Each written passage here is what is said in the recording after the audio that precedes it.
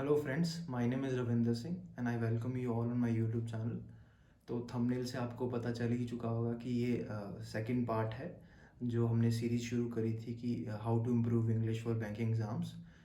तो अ, मैं मान रहा हूँ कि आपने जो फर्स्ट जो पार्ट है वो ऑलरेडी देख चुके होंगे, जिसमें हमने रीडिंग एंड अंडरस्टैंडिंग के ऊपर बात करी थी कि कैसे हम उसको इम्प्रूव करें।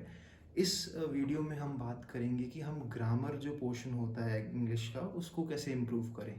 फर्स्ट ऑफ ऑल, इम्प्रूव करने से पहले हमें ये ज़रूर पता होना चाहिए कि इसकी इम्पोर्टेंस क्या है एग्ज़ाम में। बहुत सारे क्वेश्चंस होते हैं। प्री की बात करें तो एरर डिटेक्शंस के क्वेश्चंस आते हैं 5 to 6 क्वेश्चंस। समटाइम्स कम होते हैं, समटाइम्स ज़्यादा होते हैं, पर क्वेश्चंस आते ज़रूर हैं। और कई बार ऐसा भी देखा गया है कि रीडिंग कॉम्प्रिहेंशन में एक क्वेश्चन ऐसा होता है जिसमें जो स्टेटमेंट होती है पैराग्राफ की, उसको उसमें बताया गया होता है कि आपको एरर डिटेक्ट करना है। तो एरर डिटेक्शन की इम्पोर्टेंस बढ़ जाती है प्री में। सेकेंड इज़, मेंस में भी इसकी इम्पोर्टेंस है, क्योंकि मेंस में भी बहुत से क्वेश्चंस ऐसे होते हैं जिसमें आपको एरर डिटेक्ट करना होता है। अभी रिसेंटली जब SBI PO मेंस मैंने जब दिया था, उसमें एक नया कह सकते हैं नया टाइप ऑफ क्वेश्चंस मैंने देखे, जिसमें एक पैराग्राफ दिया गया था और आपको ये बताना था कि किस पार्ट में एरर नहीं है। तो अगेन ये बिल्कुल ग्रामर के ऊपर बेस्ड है कि आपको अगर जो ग्रामर के रूल्स हैं, वेरियस पार्ट्स ऑफ स्पीचेस के बारे में आपको पता है, तो आप इजीली इसको इन इन टाइप्स ऑफ क्वेश्चन को आराम से कर पाएंगे। तो बात करते हैं कि क्या सोर्सेज मैंने यूज़ किए थे during my preparation. First of all, आपको क्या करना है, आपको ग्रामर इम्प्रूव करनी है। Grammar in the sense various parts of speeches जैसे रहते हैं, नाउन्स है, प्रनाउंस है, उनके बारे में पढ़ना है। उसके लिए मैंने क्या यूज़ किया था, निमिषा मैम है। निमिषा मैम अनअकैडमी में पढ़ाती हैं, आपको सभी को पता होगा। प्लस क्लासेस भी हैं और जो फ्री यूट्यूब क्लासेस हैं वो भी अवेलेबल हैं। तो यूट्यूब क्लासेस पे उनका हर टॉपिक पे उन्होंने बात की हुई है और हर टॉपिक को उन्होंने बहुत अच्छे तरीके से एक्सप्लेन किया हुआ है। तो आप ग्रामर का जो पोर्शन है वहाँ से कंप्लीट कर सकते हैं बहुत इजीली। उसको आप हर पार्ट को कंप्लीट कर लीजिए और इसको आपको with in I would say कि 20 से 25 दिनों के अंदर कंप्लीट कर लेना, क्योंकि बहुत ज़्यादा कोई बड़ा टास्क नहीं है। 20 से 25 दिन में आप इजीली कंप्लीट कर सकते हैं ग्रामर का जो सिलेबस है, जो मैंने जैसे किया। डिफरेंट पार्ट्स ऑफ स्पीचेस होते हैं, जैसे नाउन्स हैं, एडजेक्टिव है, वर्ब्स हैं, ये सारे चैप्टर्स आप कवर कर लेंगे। एक बार कवर करने के बाद आप उसको रिवाइज ज़रूर करिएगा after completion of every chapter. उसको रिवाइज करना ज़रूरी है, क्योंकि रिवाइज नहीं करेंगे तो ईजिली आप भूल जाएंगे। तो सेकंड थिंग इज़, जब आपका एक बार सिलेबस हो चुका है, तो सेकंड जो थिंग है वो आपको करनी है 120 रूल्स ऑफ ग्रामर। वो भी निमिषा मैम के द्वारा दिए गए हैं। उसमें आपको PDF भी मिल जाएगी, बुक्स भी अवेलेबल हैं। जिनके पास तो बुक्स हैं बहुत अच्छा है, जिनके पास नहीं है या फिर अफोर्ड नहीं कर सकते, वो PDF आपको पता है टेलीग्राम बुक जो ग्रुप्स हैं उसमें मिल जाएगी आपको इजीली अवेलेबल। तो वहाँ से आप डाउनलोड कर सकते हैं, आप उसका प्रिंट आउट निकला सकते हैं। तो उसको फिर आपको 120 रूल्स जो हैं वो सभी एक कोलैब किया हुआ है, जितने भी आपने चैप्टर्स पढ़े हैं उनके रूल्स को कोलैब किया हुआ है। तो आपको वो फिर रिवाइज करना है। फिर आपको उसी जो 120 रूल्स को रिवाइज करके अपने जो रूल्स हैं, जो ग्रामर्स के रूल है, उसको स्ट्रॉन्ग उस पर होल्ड बनाना है। जब वो कंप्लीट हो जाएगा तो मैं आपको एक सजेशन दूंगा कि आप एक एरर डिटेक्शंस के जो क्विजेस होते हैं, अड्डा 247 पे अवेलेबल है। निमिषा मैम करवाती हैं, अचीवियर सीरीज़ है जो यूट्यूब पे भी अवेलेबल है। और अन अकेडमी की जो प्लस जो स्पेशल क्लासेस होती हैं जो फ्री होती हैं सभी के लिए, उस पर मैम करवाती थी।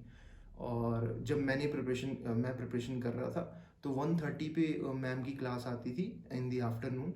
तो मैं वो लाइव क्लास अटेंड करता था। लाइव अटेंड करने का मकसद ये था कि जो टाइम प्रेशर रहता है वो बहुत इम्पोर्टेंट है। क्योंकि मैंने शुरुआत में विदाउट टाइम किया तो उसमें मुझे इतना बेनिफिट नहीं मिला। जब मैंने इसको टाइम के साथ किया, जो एक प्रेशर होता है दिमाग में डेवलप, उसमें आपको अच्छा परफॉर्म करने की जब हैबिट हो जाएगी तो अल्टीमेटली आपका एग्ज़ाम में भी आपकी अच्छी परफॉर्मेंस ही बाहर आएगी। तो आपको वो क्विज़ेस लगाने हैं, अड्डा से आप कर सकते हैं। मैंने अचीवर सीरीज़ जो मैम की है, निमिषा मैम की है, वो फॉलो की थी। तो आप वो भी दे सकते हैं। और एक चीज़ मैं और बताना चाहूँगा, जो डिफरेंट जो कैंडिडेट्स हैं, अगर वो डिफरेंट टीचर्स को फॉलो कर रहे हैं तो वो उनको कर सकते हैं। ज़रूरी नहीं है, कंपल्शन नहीं है कि आपको स्विच करना है और जो मैं पर्टिकुलर सोर्स बता रहा हूँ उनको ही फॉलो करना है। आप उन सोर्सेज को फॉलो कर सकते हैं, पर जो बिगिनर हैं वो यहाँ से शुरू कर सकते हैं, बहुत ईजी तरीके से पढ़ सकेंगे।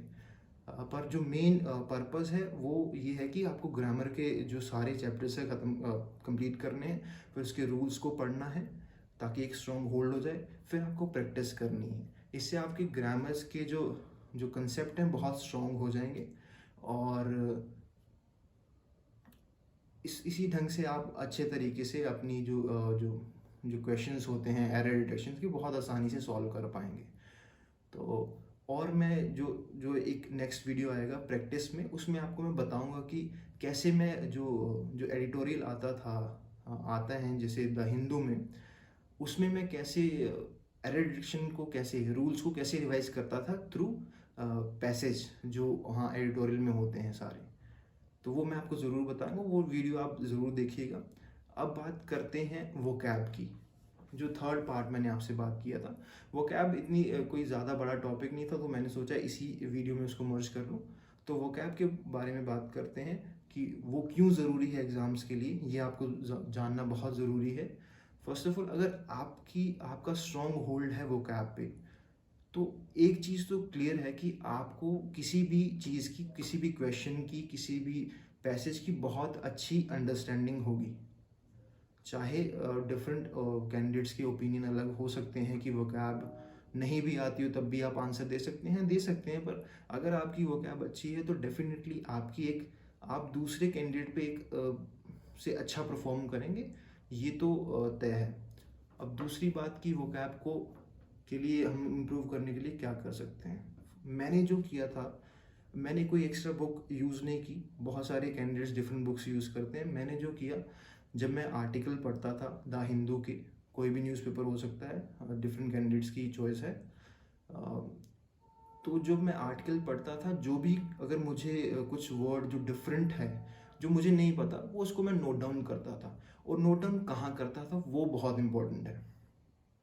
मैंने एक सेपरेट कॉपी लगाई थी उसके लिए, क्योंकि मेरे लिए A4 साइज़ पेपर हमेशा मिसप्लेस हो जाते थे, उस पर नोट डाउन करना तो मुझे वेस्ट लगा। क्योंकि at the end of the day जब आपको रिवाइज करने हैं वर्ड, अगर आपके पास अवेलेबल नहीं है तो फिर उसका क्या ही मतलब। तो मैंने एक कॉपी लगाई थी जिसमें मैं वर्ड्स लिखा करता था, जो जो कि आप देख सकते हैं। उसमें मैं क्या करता था, जो फ्रेजल वर्ब्स होते हैं, क्योंकि फ्रेजल वर्ब्स भी जो रीडिंग कॉम्प्रिहेंशन होते हैं, जब आप डिफरेंट क्वेश्चन सॉल्व करते हो, वहाँ पे अगर कोई वर्ड आपको मिल जाए, फ्रेजल वर्ब्स मिल जाए, तो उसको मैं, जो फ्रेजल वर्ब्स है उसको मैं रेड पेन से लिखा करता था ताकि वो हाईलाइट हो जाए, रिवाइज करने में आसानी हो। आप इस तरीके से नोट डाउन कर सकते हैं। मैंने स्पेसिफिकली कोई स्पेशल बुक नहीं यूज़ करी, बहुत सारी मार्केट्स में बुक्स अवेलेबल है। कई कैंडिडेट यूज़ करते हैं, वर्ड पावर मेड ईजी करके बुक है एक, और निमिषा मैम की एक बुक है वो कैब के लिए, जो रूट वर्ड्स की है। कई कैंडिडेट्स यूज़ करते हैं, पर मैंने स्पेसिफिकली नहीं यूज़ किया। अगर आप इनको यूज़ कर रहे हैं तो हमको उनको करते रहिए, पर जो मेन इम्पोर्टेंट बात है वो कैब के लिए, वो है रिवीजन, है ना। जैसे मैंने अगर 2 दिन मैंने नोट डाउन कर ली, तो तीसरे दिन मुझे रिवाइज करना ही है। पहली बात तो ये कि नोट डाउन करके ही रिवाइज करना है, फिर तीसरे दिन सभी को रिवाइज करना है, क्योंकि रिवीजन इज़ द की। जितनी बार आप रिवाइज करेंगे, चाहे वो रूल्स हों, चाहे वो वोकैब हो, तो आपको ये चीज़ समझनी पड़ेगी। जितनी बार आप रिवाइज करेंगे तो अल्टीमेटली आपके दिमाग में उसकी जो वो वर्ड है अपने आप स्टोर हो जाएगा।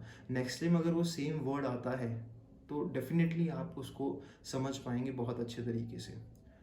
तो ये सारे सोर्सेज थे जो मैंने यूज़ किए अपनी प्रिपरेशन में। आप इनको यूज़ कर सकते हैं, और प्रैक्टिस के लिए मैं अगली नेक्स्ट वीडियो अपलोड करूँगा जिसको आप ज़रूर देखिएगा। उसमें स्पेसिफिकली मैं बात करूँगा कि मैंने कैसे मैं जो रीडिंग करता था, जैसे एडिटोरियल है वो कैसे करता था, एरर डिटेक्शन रीडिंग जो आर्टिकल्स हैं उसमें कैसे करता था, और रूल्स को कैसे रिवाइज करता था थ्रू एडिटोरियल, और कौन से सोर्सेज हैं जिसको हम प्रैक्टिस कर सकते हैं प्री प्लस मेंस के लिए, ताकि हमारा बहुत अच्छा स्कोर बने इंग्लिश में। ये चीज़ें मैं वहाँ उसमें डिस्कस करूँगा।